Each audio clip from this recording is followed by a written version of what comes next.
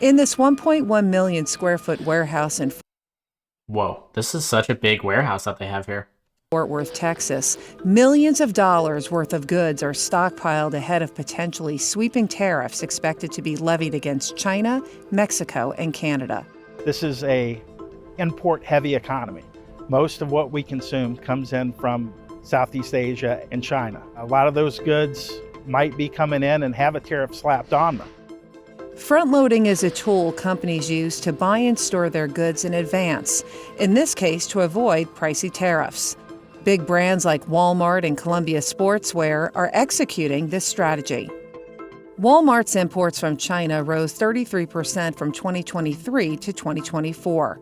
Columbia Sportswear imports went up 50% during the same time and jumped over 80% during the March to December. I see. So I think what they're highlighting here is there was an anticipation of potential tariffs that were coming down the road. And so they basically decided to get extra stock of items that they were planning on purchasing anyway. So that way they would buy in at a lower tariff point than they were anticipating in the future. So I think this is what they mean. This front loading is prepare for low tariffs when you see higher tariffs coming in down the road. December period. At the same time, container imports from China to the United States have surged. I think 2024 have really seen a lot of front loading happening. At first, shippers needed to react to the Red Sea disruption. And now it's Trump tariffs coming into force. But for some companies, front loading is not an option. Just from the execution standpoint, I'm just curious on how it will happen, how folks are going to navigate. The point you're making is any business manager's worst nightmare, which is planning for the unknown. The uncertainty of this situation keeps me up at night. I'm often asked, what are you doing? How are you planning for it? And my answer is, I don't know. President Trump said he expects to put a 25. So I think the point of that segment was just certain business types don't have the luxury of just being able to sort of overstock your inventory, especially when it's more custom made or potentially you're a small business. You don't just have millions of dollars hanging around to just buy extra inventory for a potential change in tariffs. Tariff on Mexico and Canada beginning on February 1st, and discussed a 10% tariff on China. A tariff is a government-imposed tax on imported goods and services. And if tariffs are enacted, it's not only companies who will see higher prices, consumers will as well. Prices will definitely go up on everyday items. So from the cars we buy and the gas we put in them, to the iPhones, laptops, and tablets that we're so dependent on, to the clothes we wear and the food we eat like avocados, corn, tomatoes, all the prices are going to go up. So how are companies preparing for potential tariffs, and what impact will they have on shippers and consumers? CNBC traveled to Fort Worth, Texas, a major hub for logistics companies located a few hundred miles from the Mexican border, to find out.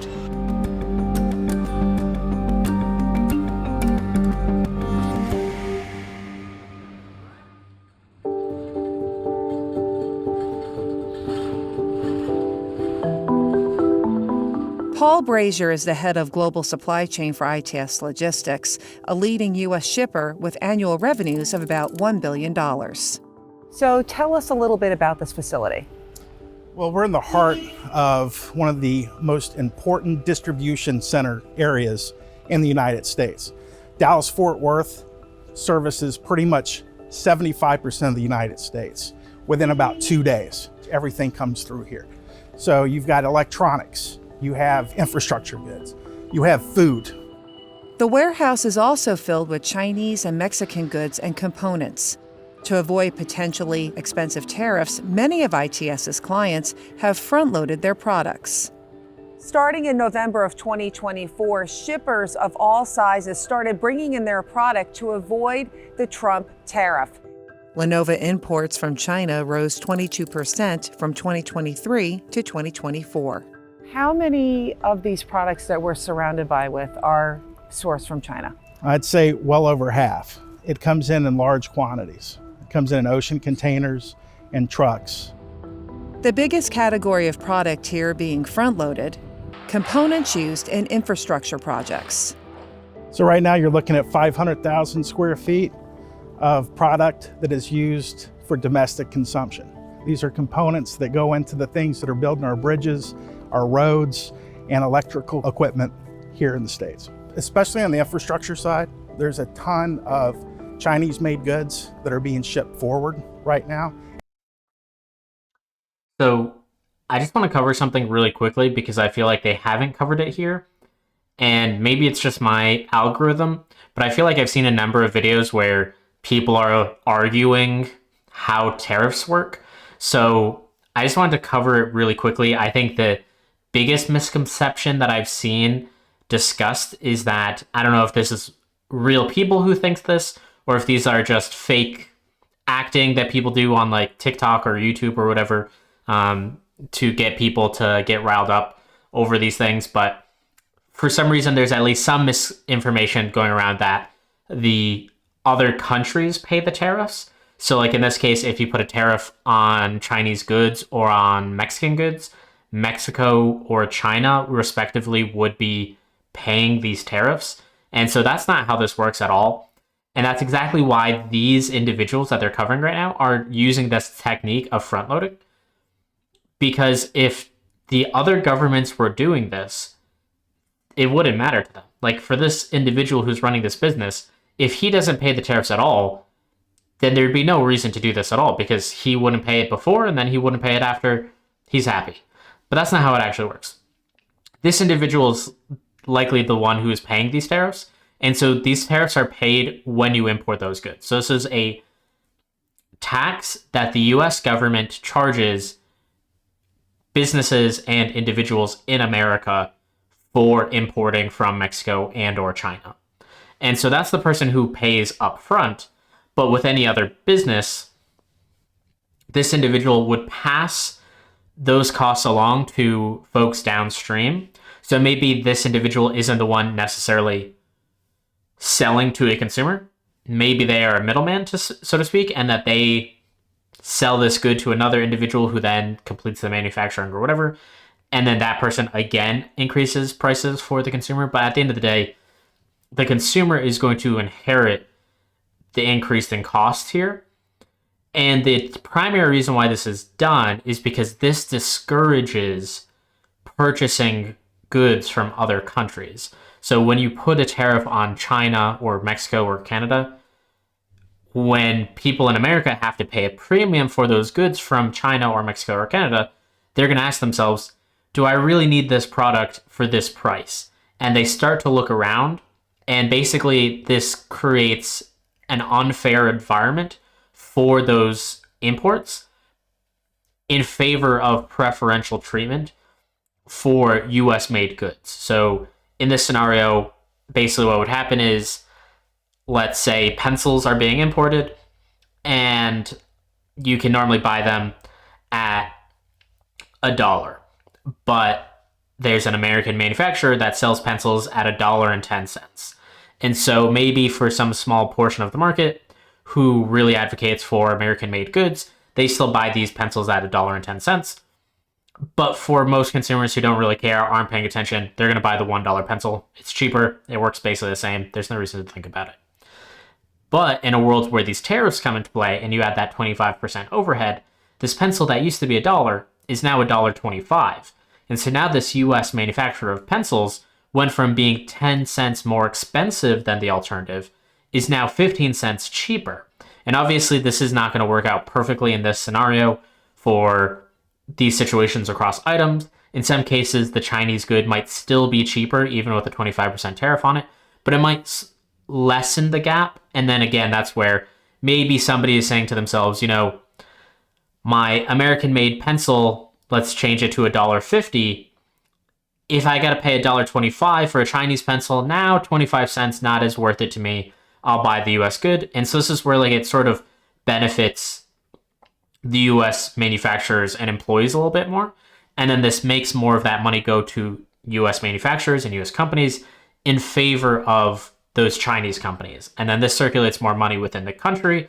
This potentially helps promote businesses, promote jobs, and promote higher salaries, etc. So this is more of like a series of events that occurs, but it for sure does not come from the other country that they're tariffing.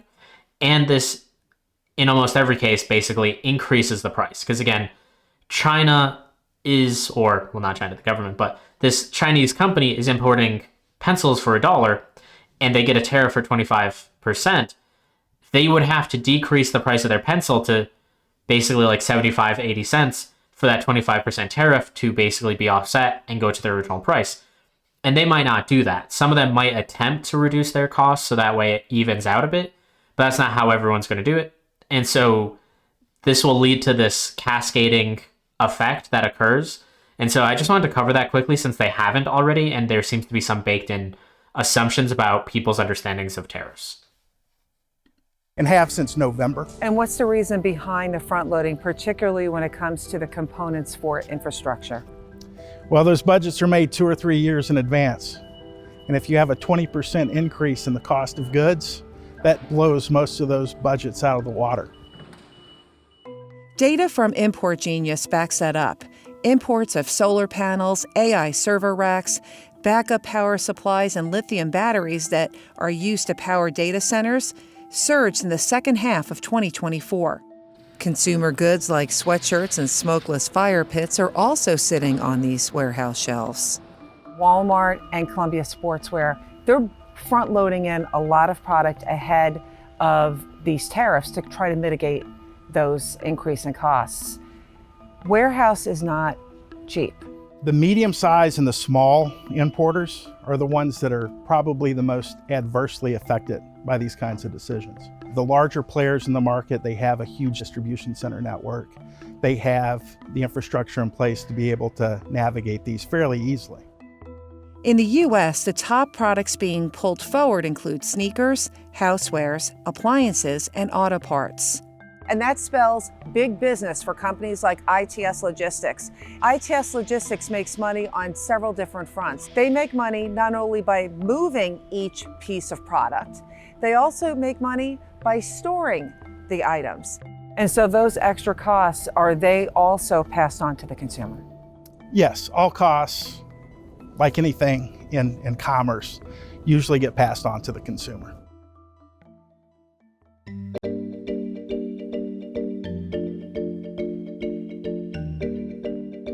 Rick Muscat is the president of Deer Stags, a family business that makes $50 men's shoes sold at Macy's, Kohl's, JCPenney, and Amazon. The business imports about 2 million shoes annually, and about 98% of those are made in China. So we're in your showroom.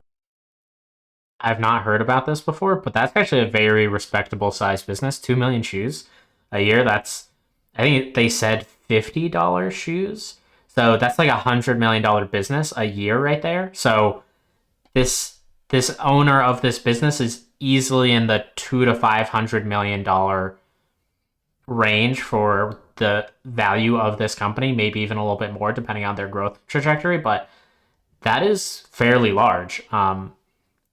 I originally anticipated this being a much smaller business than what they're referencing. Having 2 million shoes come in a year is actually quite a lot, in my opinion. Who exactly comes here? This is where we work with most of our retail buyers. They come usually every December and June for a major trade show. Footwear, at the center of the last trade war, is back at the forefront of the dispute with China. But unlike its larger competitors, Deer Stags doesn't have the ability to front load. I'm not sure if I believe that highlight that they had there of Nike and Adidas. It would be catastrophic to have these tariffs. I'm not sure about all of you. Maybe you can share your thoughts in the comments below, but I certainly don't think of Nike or Adidas as this benevolent company who is just really shaving off the profits as low as they possibly can go to deliver us the highest possible product for the lowest possible price. Usually I think of most Nike products or Adidas products as pretty decent sneakers, maybe something you could buy at maybe a half or a quarter of the price depending on where you go and get somewhat comparable quality elsewhere. And that, I don't know, for myself, I feel like you're mostly buying the name. So there's definitely a lot of overhead here. I can't imagine the actual good that they're buying, which is the sneaker, is costing probably even a tenth of the price that they sell them to an end consumer. That's my 2 cents, but let me hear what you think about it. Maybe I'm a little jaded with these companies, but that's my thought, is that they're probably maybe 10 cents on every dollar is what they're paying for these sneakers to come in from the manufacturer from China. And then there's just a whole lot of upcharge for marketing, for storage, for working with their retailers, etc. And so this likely isn't going to have that catastrophic impact that they're highlighting here. Walmart has the size and the capabilities that companies like Deer Stags doesn't have. They have warehousing, they've got trucking networks. Walmart sells an enormous amount of shoes in this price point, moderate price shoes. They have more levers to pull than we do. So during COVID, when container rates skyrocketed, they chartered vessels. They could buy a whole vessel, which will have hundreds and hundreds of containers. We couldn't do that. Footwear companies already pay hefty tariffs. There are over 430 duty classifications on imported shoes. Some of those tariffs were established in the 1930s. The shoe has a leather upper, and men's shoes with a leather upper pay an additional 7.5% duty on top of the pre-existing duty, which... That's interesting that they have it so specific to how much leather in what portion of the shoe has different amounts of tariffs. That seems overly specific to me. I'm not sure what all of you are thinking about, but it's odd to me that we have all these rules for such specific niche topics when we could just have flat tariff amounts for a variety of systems, or like leather goods, or just have it based off of weight or something like that. It was 8.5%. So we now pay 16% duty on this shoe. Muscat fears additional tariffs will impact not only future orders, but those already in place. How many shoes that could, in theory, be out on the water that you have ordered right now that could be subjected to a possible tariff, and it's not priced in yet at the Macy's of the world? There could be 200,000 pair that are made and heading towards us that might have a tariff when they arrive. Again, this is an odd scenario. Maybe my scale of business that I'm thinking of as a small business is skewed, but if you have an order on the way of hundreds of thousands of product that you charge $50 for, that's a lot of product. Like we're talking about probably $1 million or multiple millions of dollars of inventory that you're getting in a single shipment. That doesn't scream small business to me. I don't know. I would assume like if a small business makes $1 million a year, like they're doing a pretty good job, and that's just revenue, not profit. Never mind like an order this month is $1 million worth of product that you're then going to charge extra on top of that. This doesn't signal small business to me, but maybe I'm not the right audience for that. That we didn't know when we bought those shoes. This is the kind of thing that causes importers, shippers, customs brokers nightmares, because you're essentially changing the price after it's been imported, and who is going to have to pay that difference? It becomes a logistical nightmare.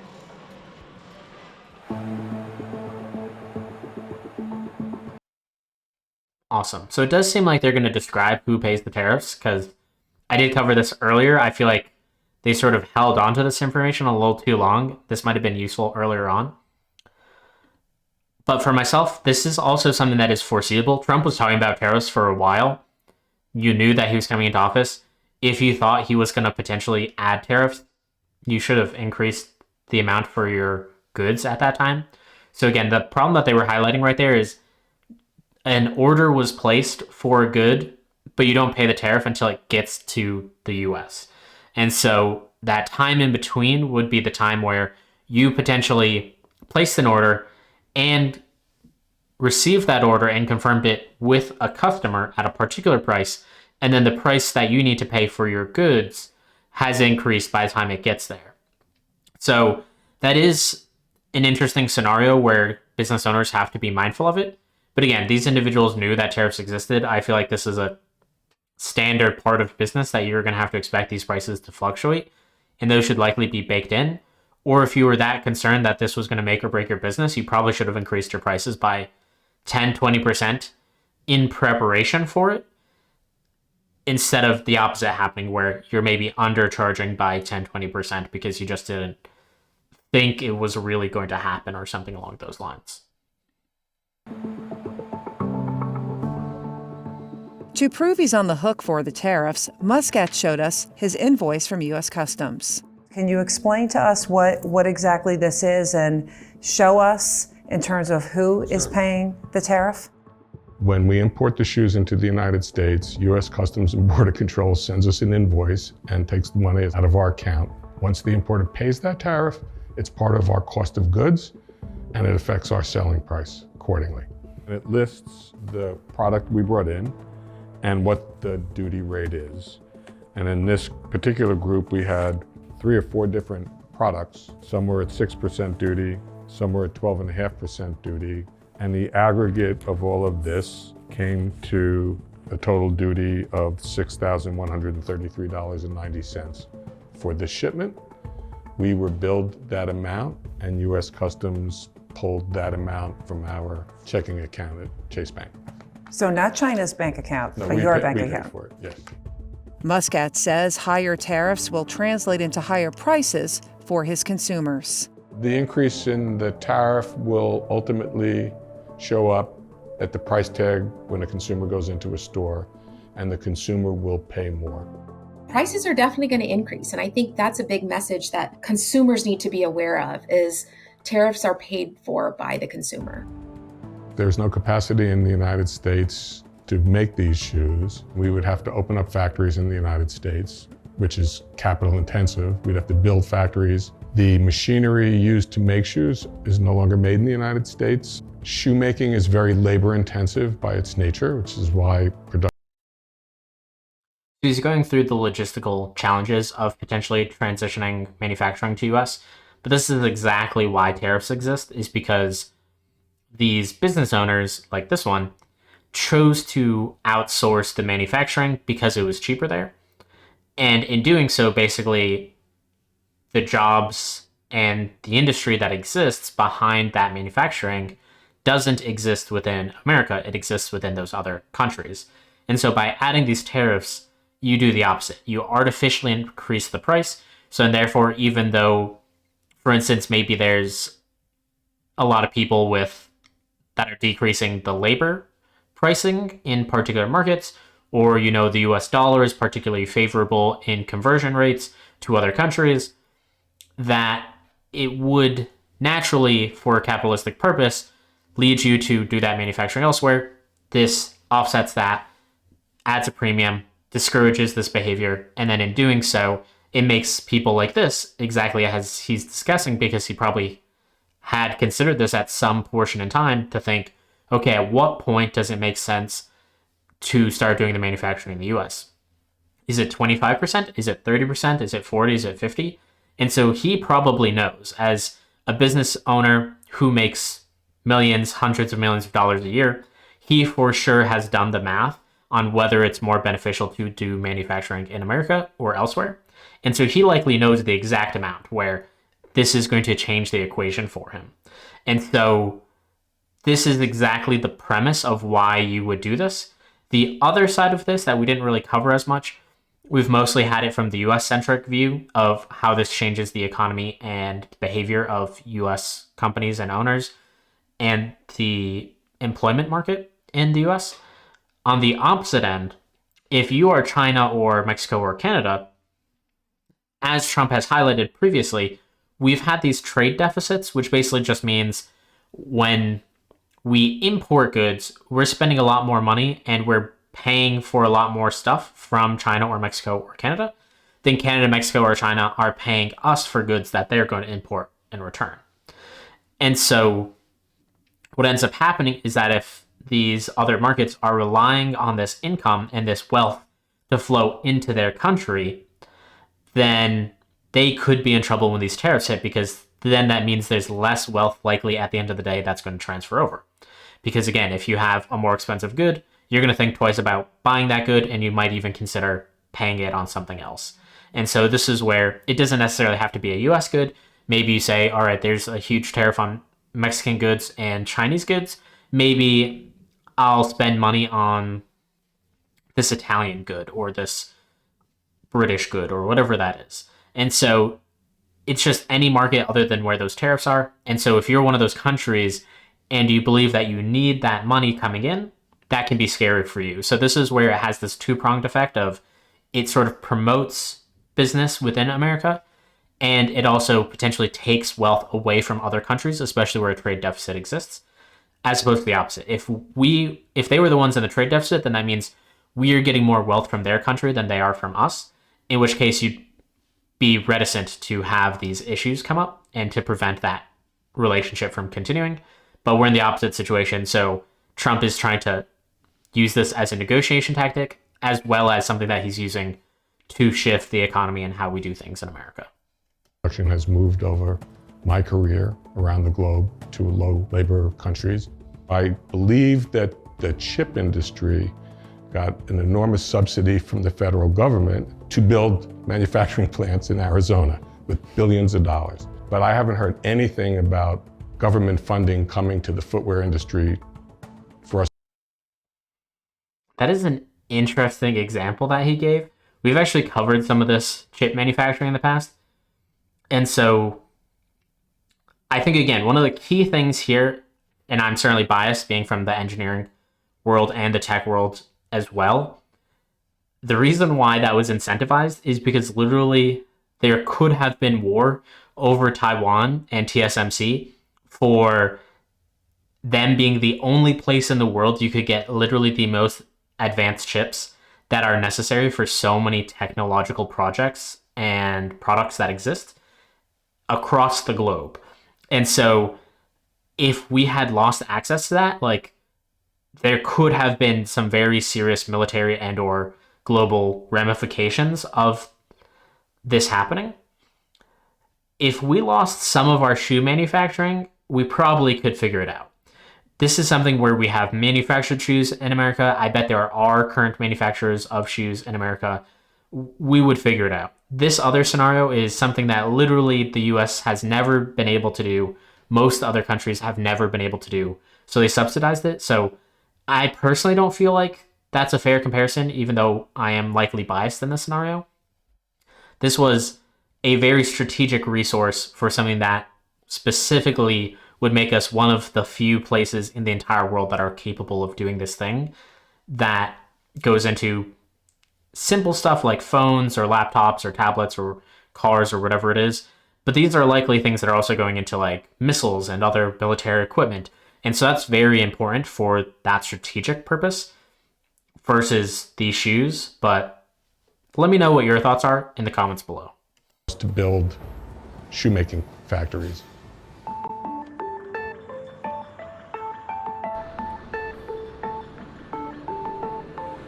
ITS's Fort Worth warehouse is located about 400 miles from Laredo, Texas, the largest land port in the U.S., accounting for 35% of all U.S.-Mexico trade that crosses the border. And what about Mexico? How much of Mexican trade comes here? More and more. There's one whole side of this warehouse that's probably 50% Mexican goods. But higher tariffs on Mexican goods could disrupt that pipeline. The expansion of tariffs on Mexico and Canada, how is that going to impact the flow of trade? Mexico is our largest trading partner. It's going to adversely affect it in a myriad of ways. It's going to increase the cost to move goods. There's not going to be enough equipment to load either northbound or southbound. If there are additional fees added to just the movement of goods, it's going to impact the consumer both here and in Mexico. We could get to a place where that flow just stops. So this was an interesting segment that they had, and they asked somebody who was very incentivized to discourage this type of behavior because, again, if these tariffs exist, his personal business diminishes by quite a bit.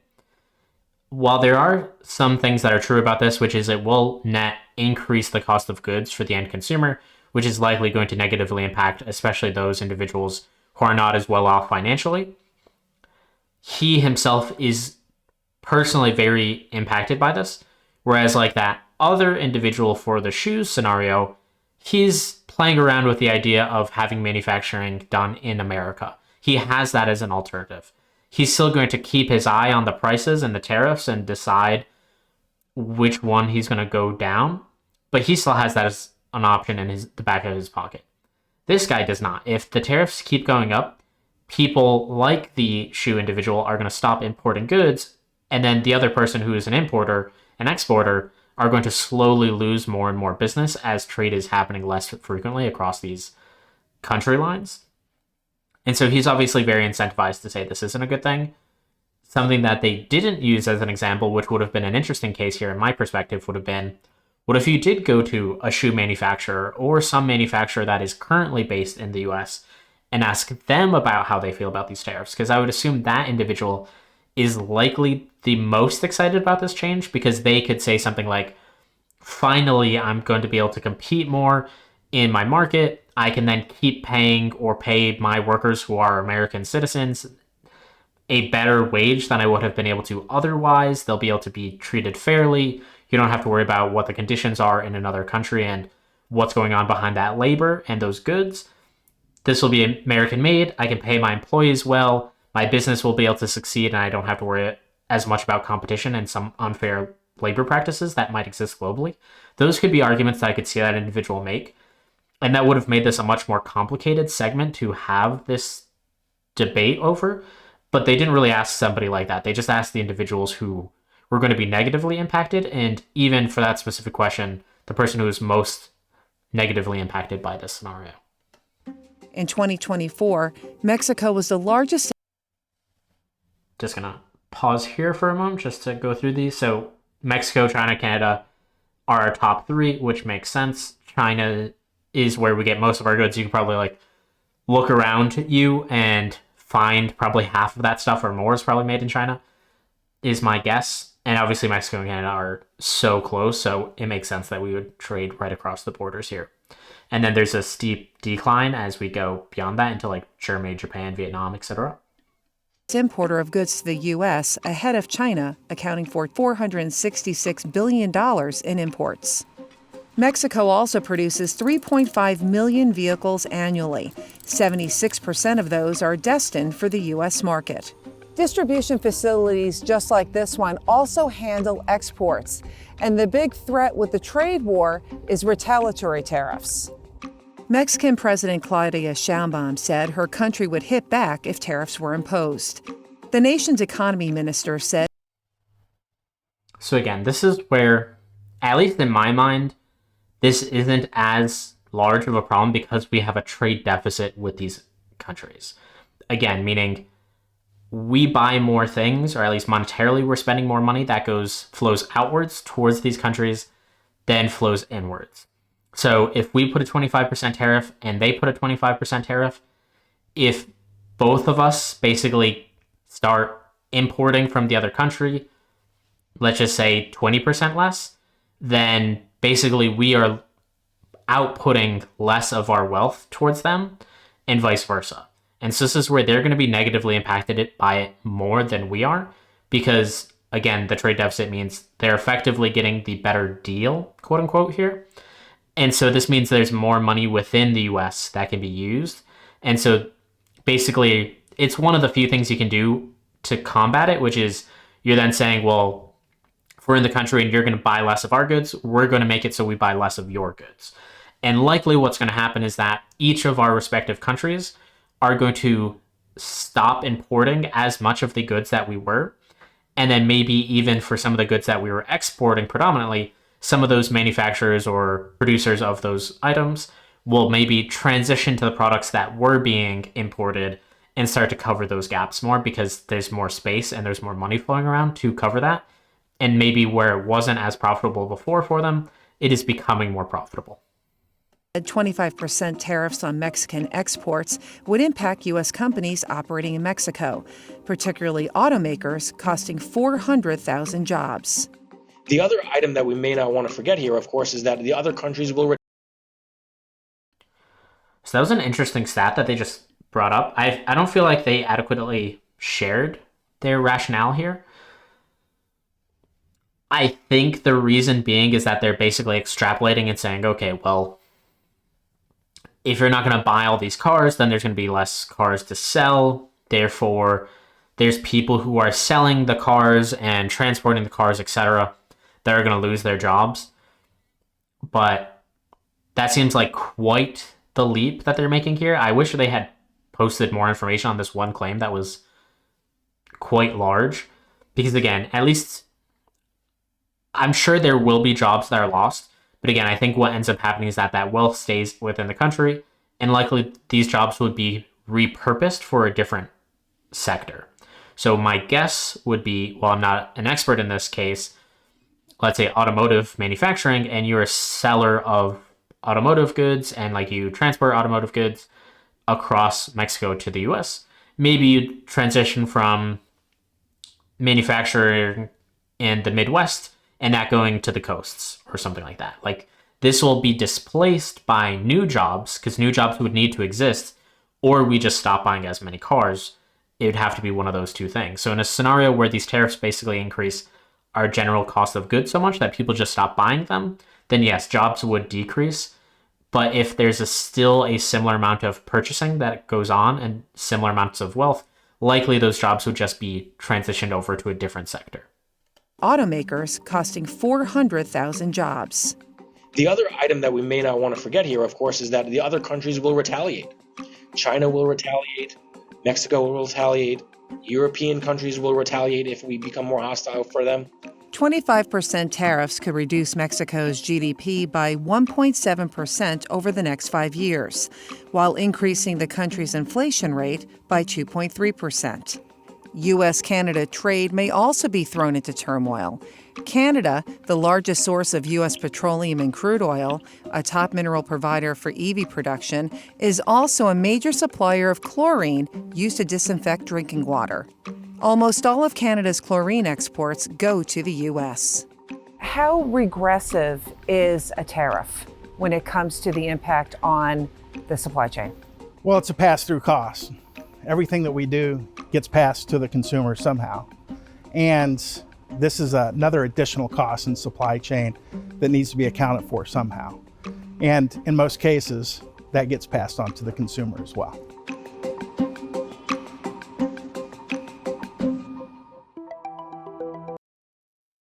Thank you for watching. If you've enjoyed what you've seen, please hit like or subscribe. I'll see you around.